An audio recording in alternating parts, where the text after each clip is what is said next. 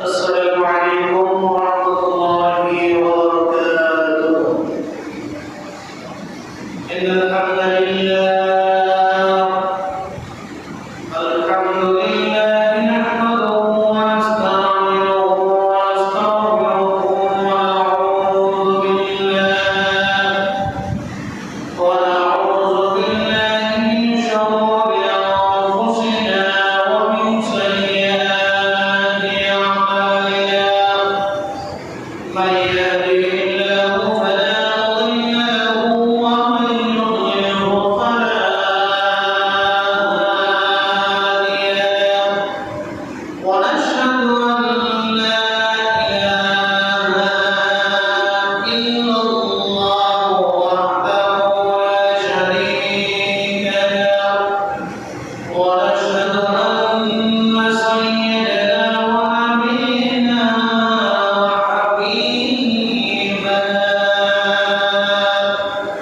وحبيب قلوبنا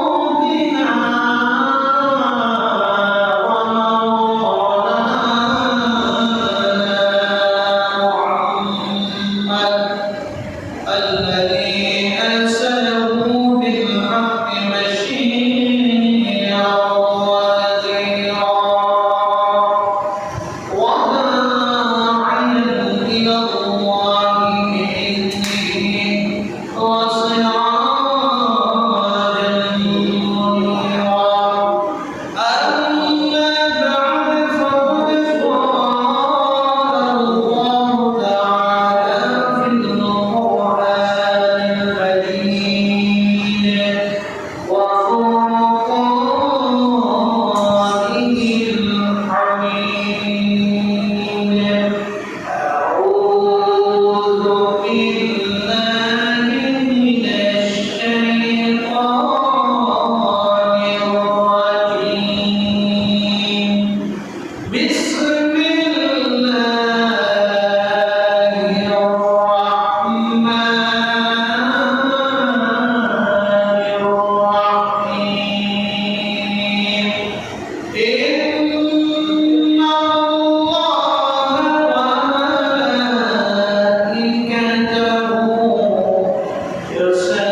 يصلون على النبي. يا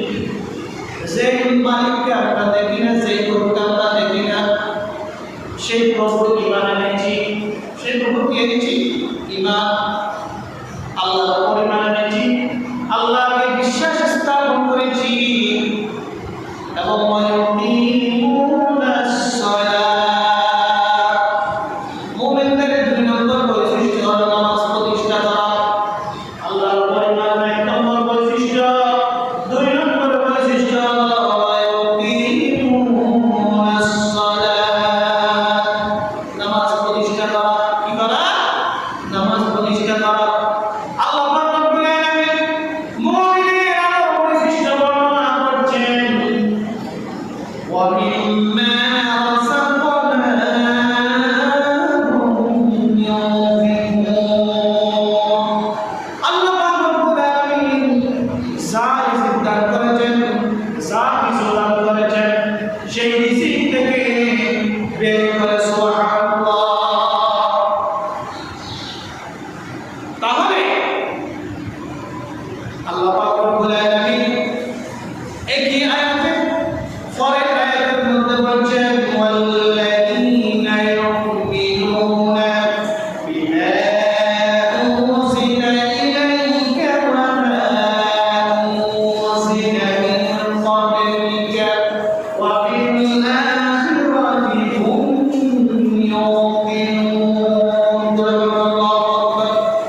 আল্লাহ রাব্বুল আলামিন বলছেন ওয়াল্লাযীনা ইউমিনুনা বিমা উনজিলা ইলাইকা ওয়া মা উনজিলা মিন ক্বাবলিকা যারা তোমার উপর যা কিছু নাযিল করা হয়েছে অর্থাৎ আল্লাহর হাবিব জনাব রাসূলুল্লাহ সাল্লাল্লাহু আলাইহি ওয়াসাল্লামের উপর কোরআন কারীম নাযিল করা হয়েছে আল্লাহর পক্ষ থেকে এই কোরআন নাযিল করা হয়েছে তার প্রতি ঈমান আনবে তার প্রতি কি আনবে ঈমান আনবে আল্লাহ রাসূলের প্রতি ঈমান আনবে এবং ওয়া মা উরসিলা মিন ক্বাবলিকা তোমার আগে অর্থাৎ আল্লাহ রাসূলের আগে যেই নবীগুলো এসেছিল যেই সহিহগুলো এসেছিল যেই আর তিনখানা যেই কিতাবগুলো এসেছিল তাওরাত জবুর ইনজিল এই কিতাবগুলোর উপর ঈমান আনবে তারাও মুমিন সুবহানাল্লাহ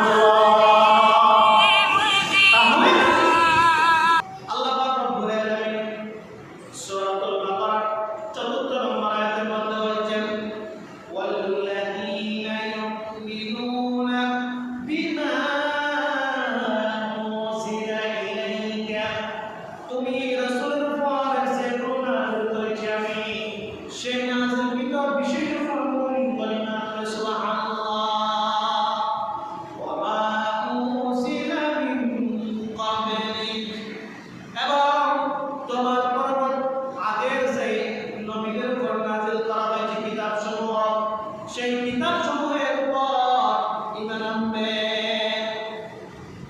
ওয়া বিল আখিরাতি হুম ইউকিনুন এবং যারা মুমিন যারা পরহেজগার মুমিন তারা ওয়া বিল আখিরাতি হুম ইউকিনুন আখিরাতের প্রতি যে পুনরুত্থানের প্রতি পরকালের প্রতি দৃঢ় বিশ্বাস রাখবে সুবহানাল্লাহ আল্লাহ পাক রব্বুল আলামিন মুমিনদের সম্পর্কে কোরআন কারীমের মধ্যে আরো বৈশিষ্ট্য বর্ণনা করেছেন হাদিস শরীফের মধ্যে আল্লাহর হাবিব জনাব রাসূলুল্লাহ সাল্লাল্লাহু আলাইহি ওয়াসাল্লাম ইরশাদ করেছেন একজন মুমিন যদি মৃত্যুবরণ করে একজন মুমিন যদি দুনিয়া থেকে চলে যায় তাহলে আসমান এবং জমিন মুমিনের জন্য কান্না করে সুবহানাল্লাহ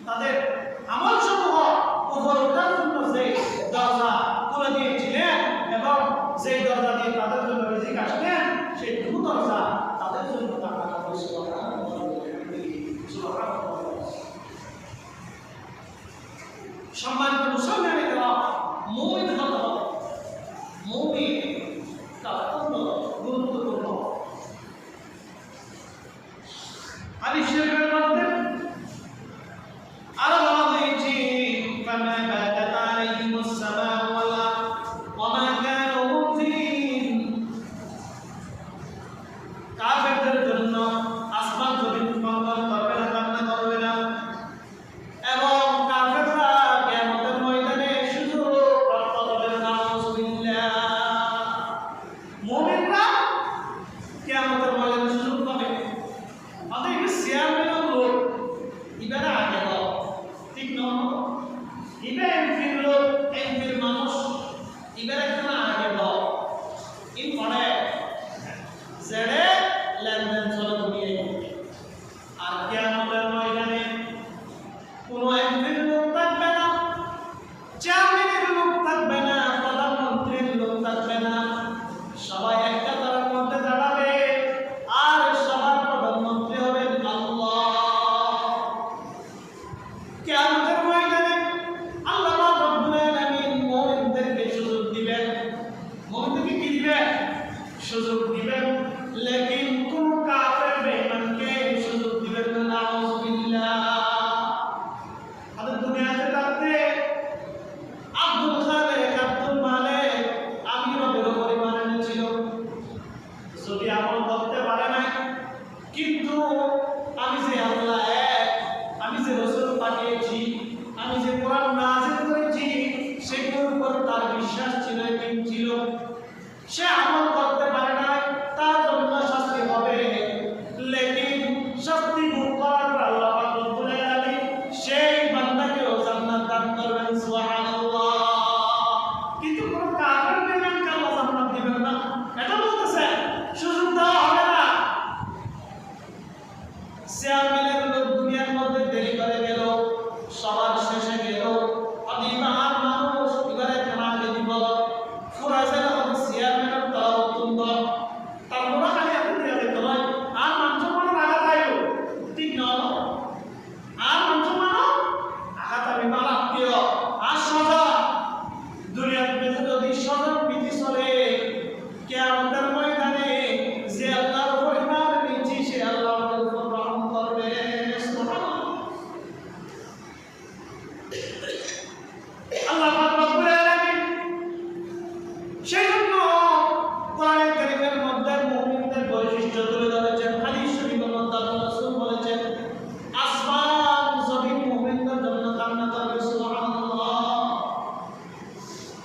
এরপরে মুমিনদের মর্যাদা সম্পর্কে হাদিস শরীফের মধ্যে বলেছেন, আবদ ইবনে উমর قال علي سعيد قال سعيد رسول الله صلى الله عليه وسلم المنبر فنادى بصوت رفيع فقال يا معاشر من أسلم بلسانه ولم يفض الإيمان إلى قلبه لا تؤذوا المسلمين ولا تعيروهم ولا تتبعوا آرائهم فإنه من يتبع عورات أخيه المسلم يتبع الله عورته ومن يتبع الله عورته يفضحه ولو في جوف رحيم। আল্লাহর হাবিব জনাব রাসূলুল্লাহ সাল্লাল্লাহু আলাইহি ওয়াসাল্লাম ইবাদত উদাহরণ করলেন, বসলেন। এরপরে ফানাদা বিসাউতিন রাফিউন ফাকাল রাসূল সাল্লাল্লাহু আলাইহি ওয়াসাল্লাম বলেন, বড় করে বললেন, উচ্চস্বরে একদম বড় গলায় আল্লাহ রাসূল বললেন, হে ওই সকল ব্যক্তি যারা মুখে ইসলাম গ্রহণ করেছে, অথচ ইমানের পূর্ণতা তাদের অন্তরের মধ্যে ঢুকে না। মুখে ইসলাম গ্রহণ করেছ, কিন্তু ইয়া মাআশারা মান আসলামা বিলিসানিহি ওয়া লাম ইফদিল ঈমান ইলা কলবিহি, মুখের মধ্যে ঈমান এনেছো কিন্তু তোমার কলবের মধ্যে ঈমান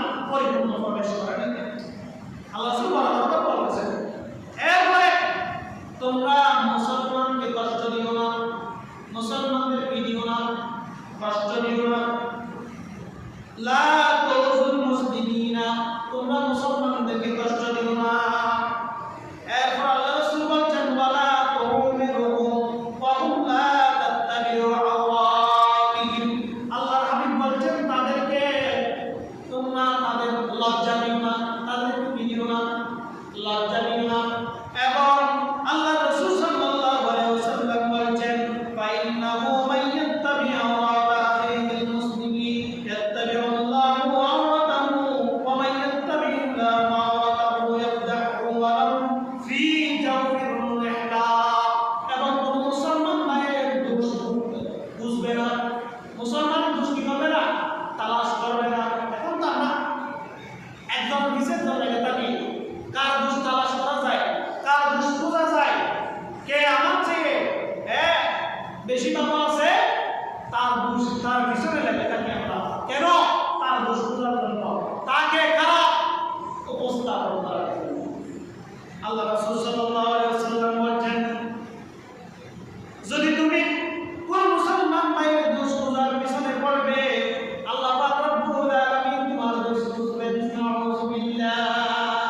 আল্লাহ যদি তোমার দোষ বুঝবে তো তোমার সাথে গেলেন কিয়ামতের ময়দানে এক দাঁড়াও, ও আমার বান্দা, দুনিয়ার মধ্যে তুমি আমার ইবাদত করো নাই, আমি নামাজ দিয়েছিলাম, নামাজ পড়া নাই, আমি রোজা রাখার কথা বলেছিলাম, রোজা রাখা নাই, আমি আপনাদের সম্পর্ক নষ্ট না করার কথা বলেছিলাম, তুমি আপনাদের সম্পর্ক নষ্ট করেছিলে, আমার কথা রাখা নাই, ফরের জমিন না দেওয়ার জন্য বলেছিলাম, তুমি দুনিয়ার মধ্যে ফেলেছ, কাপড়ে বেতন না দেওয়ার জন্য বলেছিলাম, তুমি দিয়েছ, পূজায় কম না দেওয়ার জন্য বলেছিলাম, তুমি পূজার কম দিয়েছ, হালাল হারাম পরিচয় করে চলার জন্য বলেছিলাম, তুমি হালাল হারাম পরিচয় করো নাই। এরকম যদি একটা একটা করে আল্লাহ তাআলা আমাদের দোষ বুঝেন, কিয়ামতের ময়দানে বাঁচার কোনো সুযোগ আছে? তাহলে আল্লাহ রাসূল কি হয়? কারণ কোন মুসলমান নাই দোষ বুঝার পিছনে তুমি লাগো না, যদি লাগো তোমার পিছনে আল্লাহ পাক রব্বুল আলামিন তোমার দোষ বুঝবেন না। এরপরে হাদিস শরীফের মধ্যে বলছেন, আল্লাহ পাক রব্বুল আলামিন যে ব্যক্তির দোষ বুঝবেন তার জন্য বেইজ্জতি লাঞ্ছিত। নাউযুবিল্লাহ। আল্লাহ যার দোষ বুঝবেন সে সম্মানিত হবে না, লাঞ্ছিত হবে, বঞ্চিত হবে, বেইজ্জতি হবে, জিল্লতি হবে। সেজন্য আমার ভাইরা, আসুন আমরা ঈমান এবং আখলাককে সুন্দর করি এবং নিজেদের জীবনকে গঠন করার চেষ্টা করি। আল্লাহ পাক রব্বুল আলামিন কোরআনে কারীমের মধ্যে মুমিনদেরকে বলেছেন, তোমরা কোন কাফেরকে, কোন বেঈমানকে বন্ধু বানিও না, কোন কাফেরকে বেঈমানকে বানিও না, বন্ধু বানিও না। আল্লাহ তাআলা বলেছেন, লা ইয়াত্তাখিযুল মুমিনুনাল কাফিরিনা আউলিয়া মিন দুনিল মুমিনিন ওয়া মান ইয়াফআল যালিকা ফালাইসা মিনাল্লাহি ফি শাইইন ইল্লা আন তাত্তাকু মিনহুম তুকাতান ওয়া يعذركم الله نفسه وإلى الله المصير ويعذركم الله نفسه وإلى الله المصير। আল্লাহ পাক রব্বুল আলামিন কি বলতে চেয়েছেন? আল্লাহ তাআলা বলেন, লা ইয়াত্তাখিযুল মুমিনুনাল কাফিরিনা আউলিয়া মিন দুনিল মুমিনিন। ও মুমিনগণ, কোন মুমিন ব্যক্তির ইমানদারওয়ালা মানুষেরা কোন কাফেরকে ইমানদার পরিবর্তে কোন কাফেরকে বন্ধু হিসেবে গ্রহণ করতে পারে না। ইমানদার ব্যতীত কোন কাফেরকে বন্ধু হিসেবে গ্রহণ করতে পারে না। আল্লাহ পাক রব্বুল আলামিন বলেন, যদি কেউ তা করে, অর্থাৎ যদি কেউ কোন কাফেরকে বন্ধু হিসেবে গ্রহণ করে, ومن يفعل ذلك فليس من الله في شيء إلا أن تتقوا منهم تقاتا। তারপর আল্লাহ রব্বুল আলামিনের সাথে সেই মানুষের সাথে কোন সম্পর্ক রাখবেন না। আল্লাহর সাথে